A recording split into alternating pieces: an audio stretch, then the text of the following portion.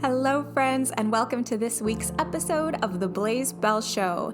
Today, I am so excited to introduce you to astrologer extraordinaire James Ray.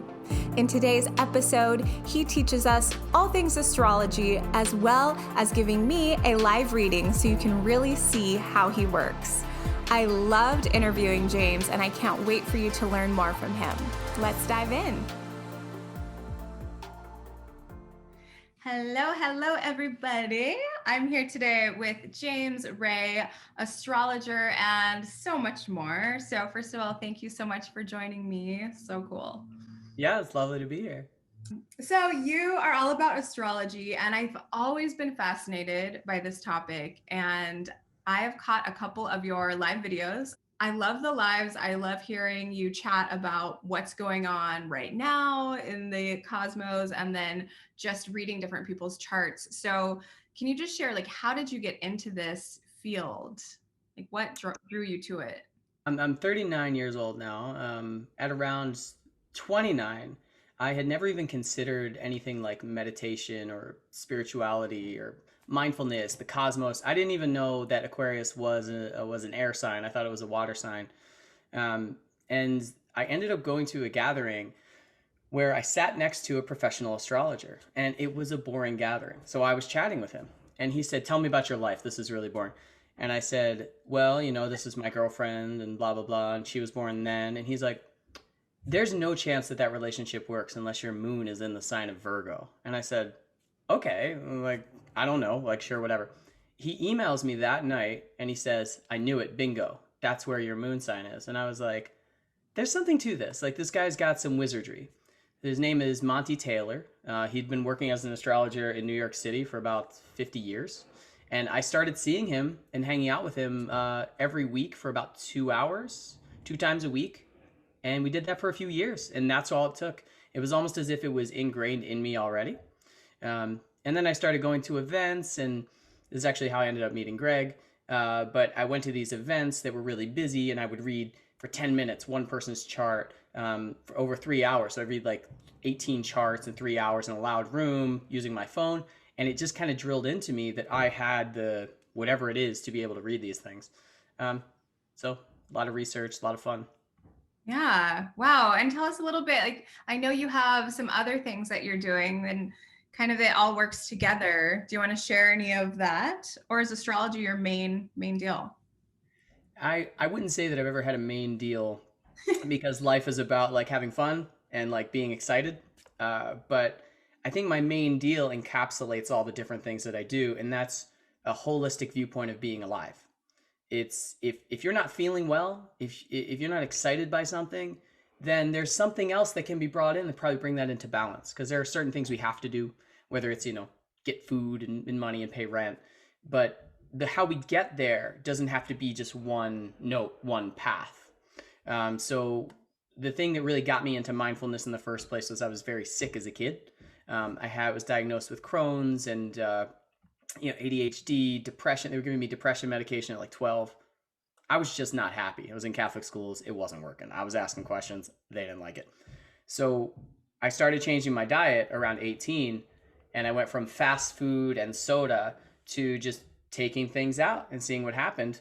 I ended up at the Institute for Integrative Nutrition in 2008, and that kind of culminated everything. I had all this knowledge already, and it allowed me to put it together into health coaching, and then that is still the framework I use for the astrological coaching, which is to look at the individual and say, what's going on in your life? And the chart says, like, this person probably likes this area or like this thing.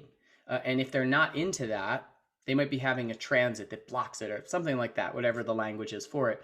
But food was really the core. So I do food. I also guide people in the backcountry, take them backpacking or hiking, because without nature, I was in New York City for 10 years.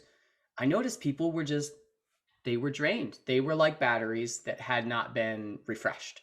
And so we take the Metro North to the Hudson Valley and go hiking and come back, and they're completely renewed every 2 weeks. So trying to integrate all of these things. I'm leading a backpacking trip out in Zion in about a month. And, it's all kind of coming together. But at the end of the day, it's about the wholeness of being in each person. And I think the chart is really symbolic of that. So it gives me clues and insights as to where to ask the question to the client, to the individual, instead of saying, I know, I see you. It gives me a place to say, what about this? Tell me about this. And then I can offer whatever advice is channeled into me. I worked as a psychic for a while. That was a bit much. But I bring the message down the way it feels appropriate. And whether through food or through hiking or through direct astrology and talking, that's what I do. Oh, I love that. And I love that you went. So I also went to the Integrative Institute of Nutrition, and I really enjoyed that experience. And I came out of it and I started health coaching, and then I was like, nah, I don't really like this. It's not really about food. We all know, like, eat vegetables. So it was always something deeper. And so I got to figure out the way that I wanted to bring that mindfulness and all of the, beautiful coaching work and active listening and all the things that all humans could probably benefit from learning. And for me, I love working with people that essentially have gone through what I have, trauma and addiction, and getting to the other side of that. I also was really sick as a kid, and I was in the hospital all the time. And so it's interesting to hear that. So you read my chart on this super random live that I hopped on, and you did it with such ease and fun, and you were just super goofy. And also you had no clue who I was. Like we hadn't met. It was on someone else's group somewhere. And you immediately were like, oh, I bet you're a performer and this and this and this and all these things. And our mutual friend was watching, and the whole time he's like messaging me. He's like, oh, how does he do this? He knows you. This is all you. And so it's pretty mind blowing. So I've only known about my sun sign until probably a year ago. And I think that's how a lot of people are, what's your Mhm. sign, baby? And that's the one that we know. And it really, I've gotten so much out of learning my moon sign, which Mhm. for me, when I read about my moon sign, I was like, oh, that's how I feel. Like, that's who I think I am. But everyone else thinks I'm this other thing, and they're very different. So, how do you like suggest people use astrology in their personal lives? Well, I my moon personally is in the sign of Virgo. So there's part of me that always wants to offer what not to do first, kind of the little danger signs. And I do want to put that out there. Be careful of deciding things about people. Of It's basically stereotyping. And there are deep truths to sun signs, because the sun, if you just think about it very practically, is literally the only reason we're alive here. We wouldn't have food, we wouldn't have light, we wouldn't have energy without the sun. So where the sun is in our natal chart is kind of how we live, it's how we thrive, but it's not everything, not at all.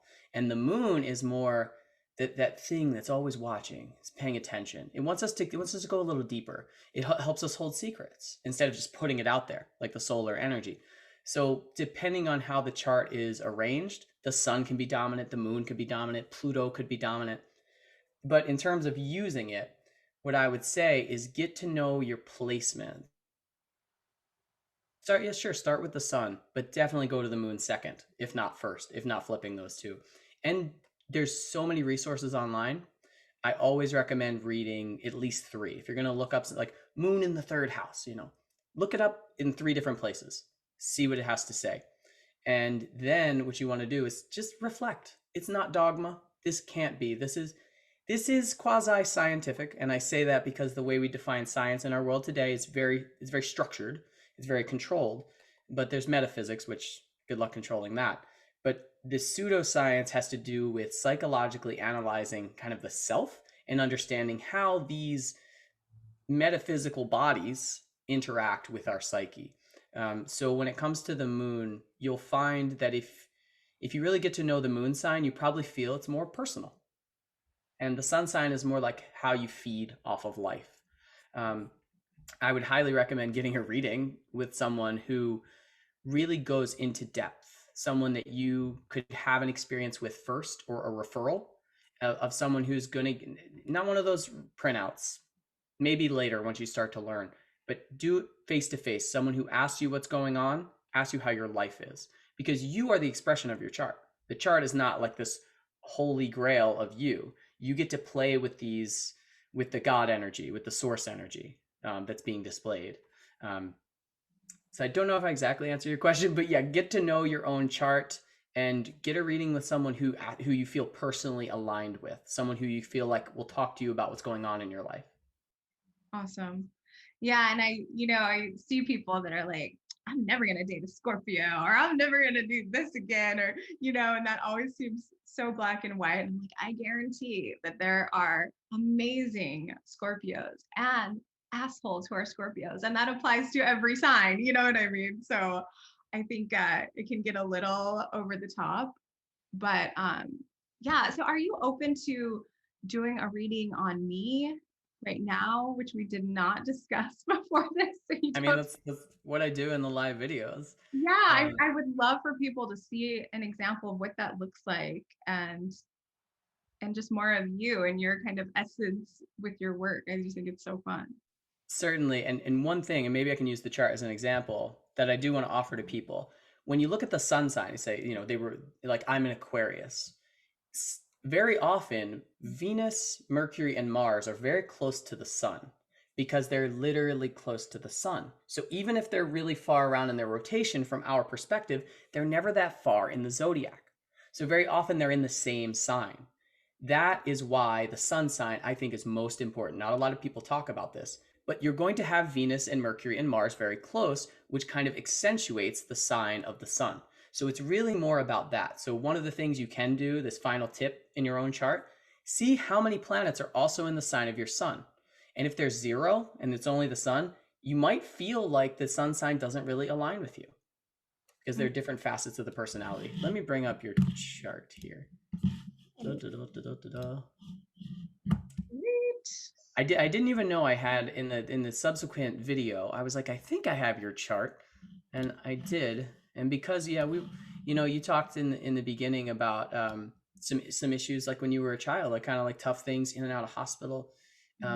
We were born at the previous conjunction of this 1982, 1981, the previous conjunction of Saturn and Pluto, which only happens about every 37 years.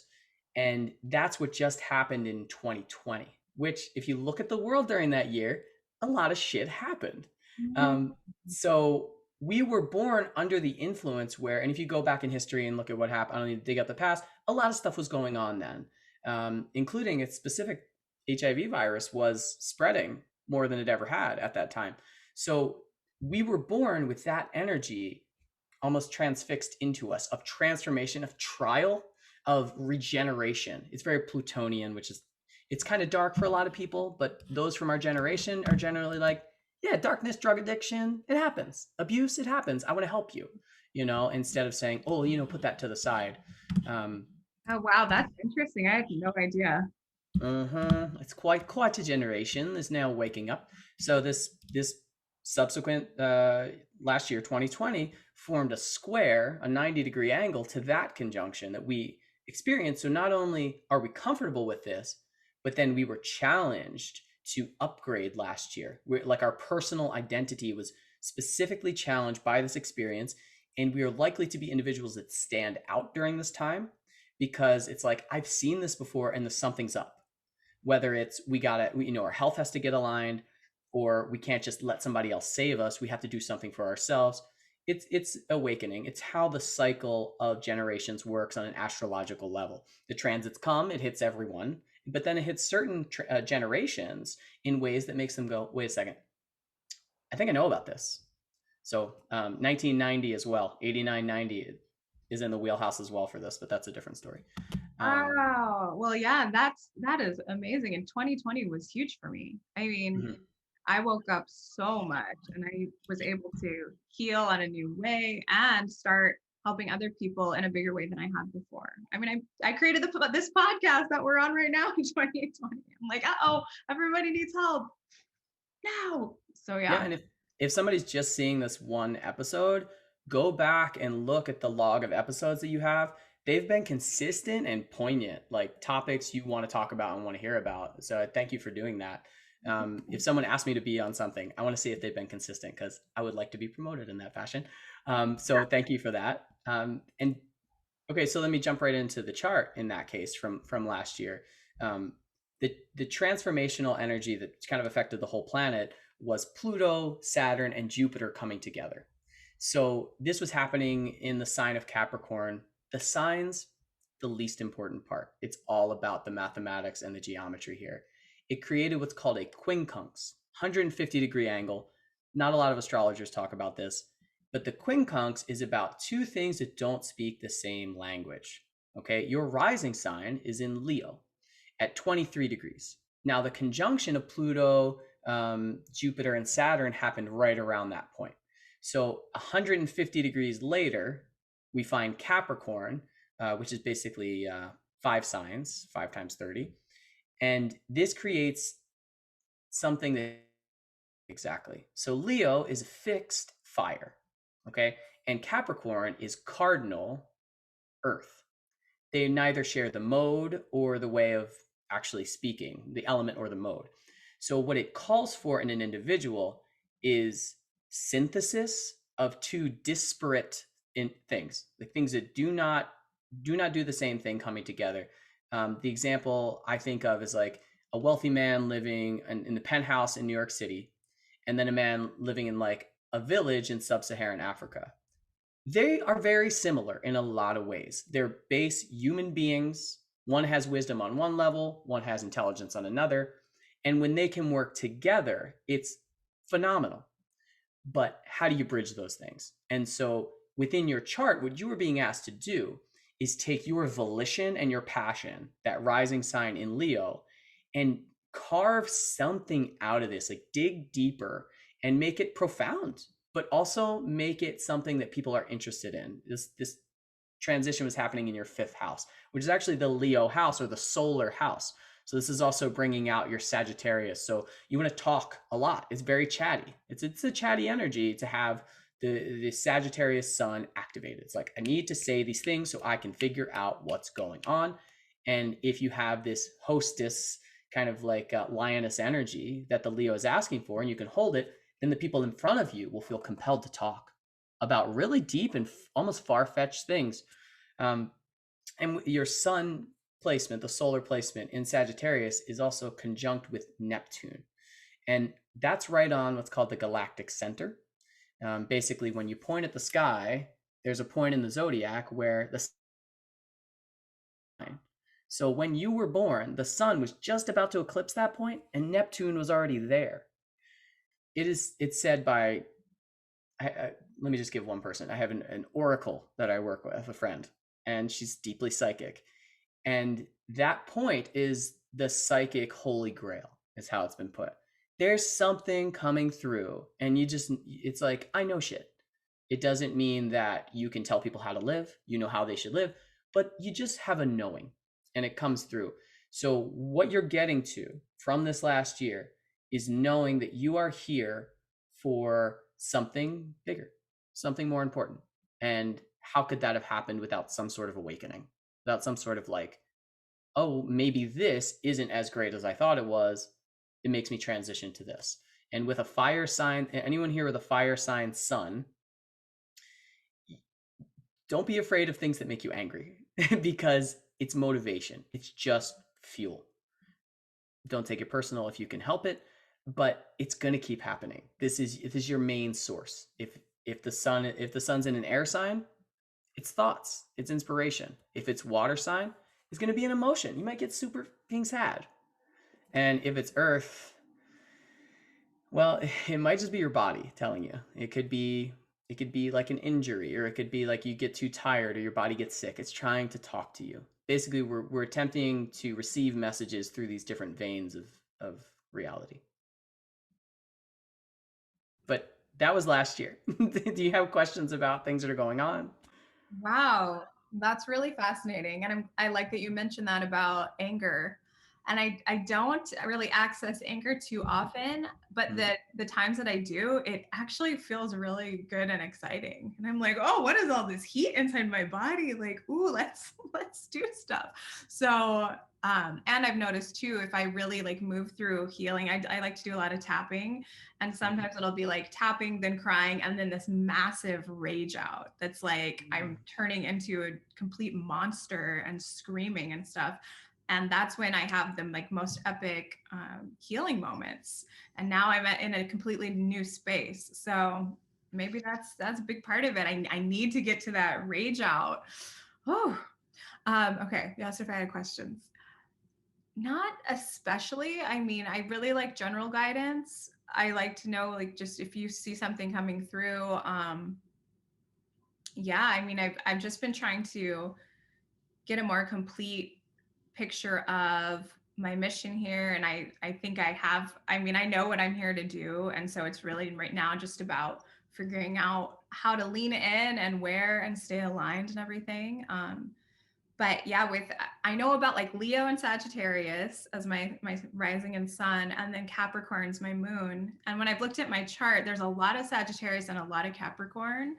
And the Capricorn really, that's what I learned about recently, where I'm like, oh, now this is a much more complete picture of how I feel I am. And it's so different than the fiery parts. So yeah. So the Capricorn in your chart is buoyed in a few ways, meaning like it's pretty grounded in. It's being held as a prominent space. It's not necessarily in the outside, but that will develop throughout your life. You'll likely show more of these like business boss kind of energy. And again, if you hold that kind of lioness Leo energy, people will love it. They'll want you to be the one in charge. But early on, how do we can't fix that. Fix meaning like appropriately put it into life. So the Capricorn also is in the fifth house. It's ruling your fifth house. And with a Leo rising, the fifth house is going to be more prominent because the energy of the constellation Leo being on the horizon brings more of this solar Leo energy into your life. So that area of your life and the houses get a little complicated, but with the house being the fifth that the Capricorn rules, you're getting a solar energy run through the Capricorn energy. So it's like you're living this practical, like you understand what looks good and what feels good, but there's joy running through it. The fifth house and Capricorn aligned is really nice balance because Capricorn can be a little morose. You can be a little like, oh, okay, I'll do the thing. In a lot of these pop astrology, it's like that person's like the devil or something. I don't get that. They're just the structure. They're the Saturn. They're like, we have boundaries here, and I'll do stuff on my own if you don't want to play with me. But with Leo there, it's like, come play with me. Point being, Venus, the moon, and Mercury, and the South Node, all in Capricorn. So like I said, with the chart, with the natal chart, if you have a bunch of those personal planets in the same sign as your sun, you probably really identify with that solar identity. But with this strong wave ahead of the sun in Capricorn, you're likely to display more Leo energy with the Capricorn stability, with the patience, the wisdom, and one thing to watch out for is to be too like almost too thoughtful. Like, I'm not going to do that because I don't know if it'll work out. It's not negative as much as it can be overly practical. But with it being in the fifth house, again, the solar energy running through that, you're going to want to do it. So it's a really nice balance. And that's why the Capricorn would really come through, especially in your communications. I have Venus in Capricorn as well. And when I look at things, my idea of beauty has to do with functionality very often. Even in like another person's body, I'm like, wow, look at those shoulders. It's like really defined muscles. I'm like, you look really healthy, and that's like hot to me. And my wife's like, that's hot. I'm like, yeah, they take care of their health. Like, yum. But it kind of like bends the way that we receive and interpret beauty, but also communicate. So your Mercury in Capricorn with the moon there allows you to communicate what's going on for you in a way that doesn't feel like an imposition on others. Because that Capricorn moon isn't going to put your emotions on anybody else. It's going to say, I got this. I don't need anybody else. But Mercury can describe it and Venus can emote it, can feel it. So it's well-rounded, and just remember that others are here to help you, and they don't mind if you put a little bit on them. They might even want that from you, because when we pour our cup out into another's and then it pours back, we get completely refreshed. And North Node in Cancer, I have that as well. Sometimes you just got to let somebody take care of you. Cook for yourself, but It's got to be about the nurturance that's going to lead you really forward if you feel stuck. Okay. Yeah, and I do think, especially in romantic situations, I think people have wanted to wanted to be able to do that more, and I'm like, no, I'm good. I got it. I'm fine. And so, yeah, I could see that. And also that I can really see the Leo and Capricorn and how that plays out in my life, because I have spent so many years as a performer and an actress and a singer and on stage, and I love that. But more so than my other creative friends, I'm like, okay, let's make a contract. Let's talk to the manager. Like, you can get a raise even though you're an artist. Like, there's no starving artist near me. We're going to, like, I love the business side. Like, it sometimes is more fulfilling to me than the performance, which is just so weird to my, artsy friends. But I'm like, ooh, let me talk to the boss there. Like, I want to do it. I want to be the band manager for all of you guys, because none of you are doing it. Like, get paid, make sure there's a good understanding. It's not emotional. We just need to be efficient and practical. Mm-hmm. And that really confuses some of my friends, because they really see me in this one way. You know what I mean? And so I almost feel like I let people down sometimes when I'm not like 100% la la la, let's play. I don't know if that makes sense to you, but I feel it. I feel it. It does. And the everything in your charts except for Chiron and the North Node is like under the horizon line. So basically, when you were born at 8:15 p.m. in December in Anchorage, pretty far away from the sun, um, all of the planets were not visible in the sky. Chiron, if you had a telescope, maybe, and the North Node is actually more of a point. So everything's kind of under the surface. So you get to choose what you put out there. People are they're not going to necessarily misunderstand you, but they're only going to get what you put out. And this bodes very well for a career as an actor, actress, politician, someone who's like a boss who doesn't want someone else in their business unless you want it to be your business. So you can bring out a portfolio and say, here are the highlights of who I am. Look at that. So you would do very, very well in an interview, because you just get to bring what you want and that's all they get to see. Maybe 6 months later, they're like, you know what? This lady isn't what she's seen, but I like her. I like her style. I like the cut of her jib. But the below the horizon, moon, sun, Neptune, Jupiter, Uranus, it's things that kind of boil within you. And so there's a lot of creativity within you, and finding an outlet for that, which sometimes is raging out. You got to do it, or else your body's going to be like, I'm a little stuck, and I'm going to give you some symptoms now, because otherwise I can't get it out. It's got to come out through your, maybe you get a cold or you get like a headache. But whatever the case, your body's going to have to express that somehow, until you find a real sweet spot or a groove for letting that out. And yeah, you're a great proponent for anyone, because you can gather the information by paying attention. People see the sunny side, and you can be watching, paying attention, taking notes, and then present a very strong case in support of someone or of yourself that I wouldn't want to tangle with you.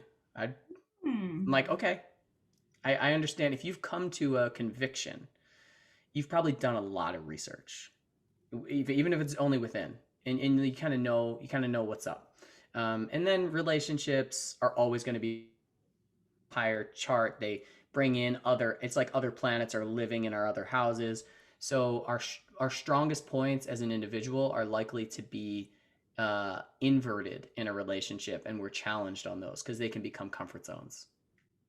Ew.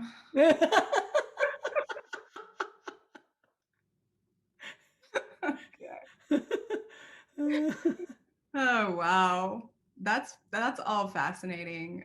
And I love too, when you were talking about being great in an interview, I have said and done this so many times where I'm like, they're like, Blaze, you're not qualified for the job. I'm like, just get me the interview and I will get the damn job. Qualified, what does that even really mean? I know I could do it. So I've had so many of those moments. And also with the research, my best friend will call me and say, Blaze, I really want to know about XYZ. Can you please research it and give me the cliff notes? Because I am that person. I'm like, this slightly interests me. I must know everything, and also a huge part of my mission that I like truly believe I came here to live is to be a voice for victims of sexual assault. Um, and that's a really heavy mission. And but I am that person that you're talking about where, you know, I have been willing to stand up in a room and be that person who's going to say a lot of things that are going to make a lot of people uncomfortable, but they're really, really important. And, you know, and I'll do it. And so I think it's interesting to hear that from a completely different kind of perspective, but it just makes a lot of sense. As for relationship, I don't know. That'll evolve over time. Yeah, I'm not even worried about it. Jupiter is on your descendant, like as we speak. So something's coming, whether it's more people you interview on a podcast, more clients, whatever it is, there's more human beings that are going to be tossed into your life, and they're going to expand your horizons. It's in the sign of Aquarius. It's always going to be other people who break you out of your modes, but you evolve because of that. You get stronger, and as you work towards um, about 42 to 44 and you get the Uranus opposition, um, you'll understand this. I think that any long-term relationship that would have started prior to now would have to go through so much transformation that it's almost better off if you're a little loose with your connections for now and you kind of start grounding in as you get, you know, into your 40s, and you stabilize this what really is kind of an extra dimensional extraterrestrial energy that a lot of people seem to be embodying and wanting to bring to the surface these days. This is why we get hit with this trauma early on. The early chart transits are not like, oh, well, fuck, this is going to be tough. In my estimation, in all of the readings I've done, I, as a soul, prior to being here, saying, I know who I am. I know my gifts. I got to bring them out somehow. Because you forget when you're born, your baby, you're like, oh shit, it's cold. Somebody feed me. Yeah. And then these things happen which challenge us and kind of push us in these directions to bring these gifts forward. So then we have them by the time we're 5. And the kids being born nowadays, they have them at like 2. It's insane. And then we can start our work at like 15 or 18 instead of at 50 in previous generations, where people are just kind of like, oh yeah, like I don't have to follow what the church said when I was a kid or what my dad said when I was a kid. I can do my own thing. But we're getting there early and earlier and earlier. And because of your experience, your ability to be a proponent for those who have been abused is like, I mean, you're literally, they say you're made for this. This is why you're here. Now is the time. Yeah.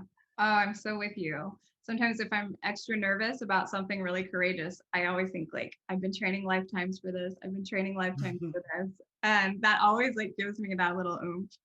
And man, I did a past life regression last year. And one of the coolest parts about it was showing me and like this crew, and we were planning out this life.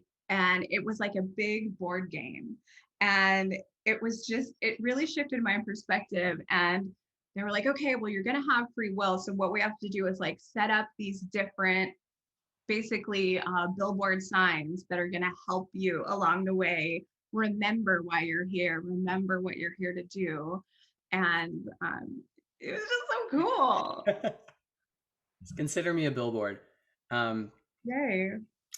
Well, as an astrologer, I do feel like it's my responsibility to be like one of those blank billboards that says, you know, sign up now to have your and when people do a session with me, I'm that sign.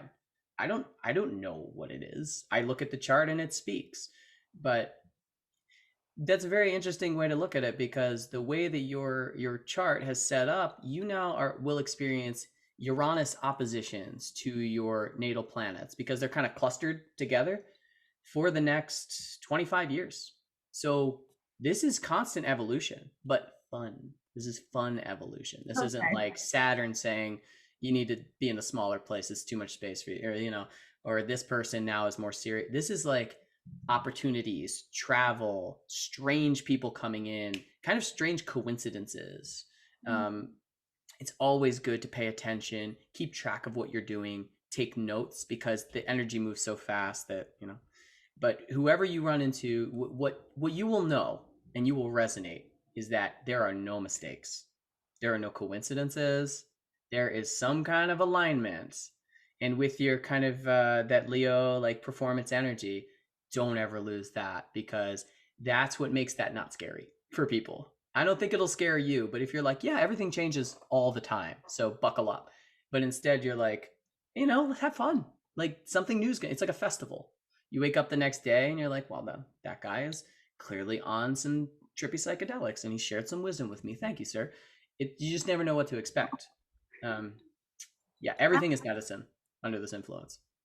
Oh, I feel that. That's awesome. And yeah, the celebration, the fun. And sometimes people seem to actually be a little triggered or bothered by that for me, where it's like, I am here to serve this kind of heavy mission. Not kind of, it is heavy. And at the same time, I'm going to laugh. I'm going to make funny faces. I'm going to make you laugh. I'm going to be joyful. I'm going to be super like a complete weirdo and goofy. And I can be both of those things. And I can talk about something heavy. And then we can immediately, dance around the living room and make cartoon voices. Like it doesn't have to all be so like, and some people don't get that. They're like, no, you got to be one or the other. I don't like this, and that's okay. That's okay. And the relationship thing, I'm glad you said that, because I'm just not worried about it. I love that you're like 42, give it a few years, whatever. I'm like, cool. And sometimes I feel weird that I am not. So many people are like, I must find the love of my life, or like it's love always seems so dramatic around me, and I'm just like, I don't know. I don't know if I'm missing something. But I think it can be really fun to date people. I think it can be very draining on my energy, and I'm not with anyone right now, and it's like I love it. I just feel so good. But I'm probably not learning as much as I would be if I were letting more people in. So, but for now, I'm like, you know what, this is great. I'm fulfilled. I don't feel like I'm missing anything. You're definitely not missing anything. There's some, like the chart says that like you're very sensitive, especially to what's in your environment. The early, when you were a kid in your home, there's some volatile energy. Even if everybody's chill, you're gonna know when someone's sad. You're gonna know when someone's angry, and you might even bring that out in them. And people might even direct it towards you because you notice it. It's like gravity.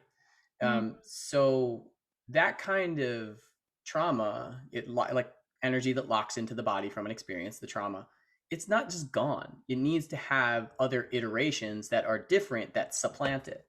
And so that takes a lot of time. It takes practice. And also Pluto lands directly on the IC in your chart, or the nadir, which is it's like the base of the chart, the third and fourth house cusp. This means that you weren't afforded the same privacy or boundaries that other people may have been afforded.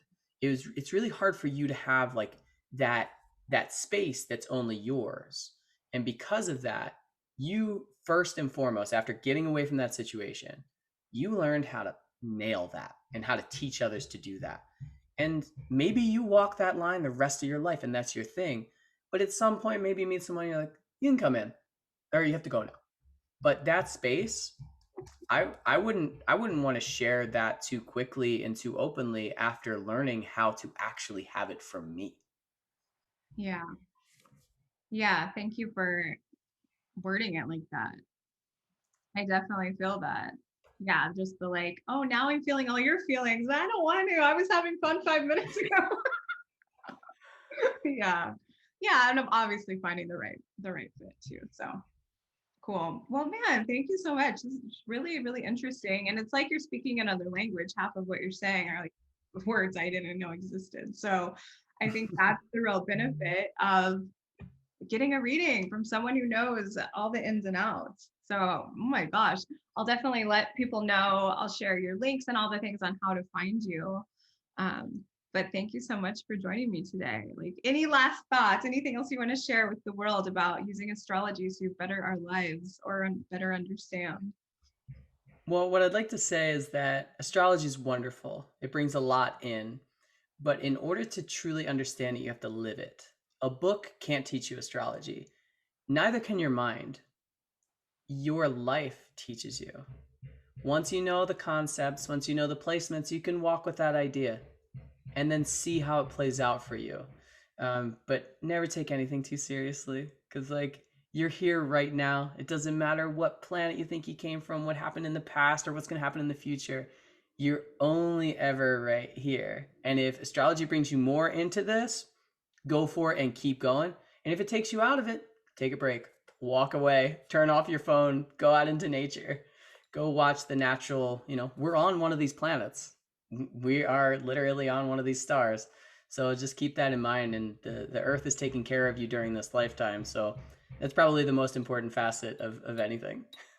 Oh, I love that. Well, thank you so much, James. I really appreciate you chatting with us today.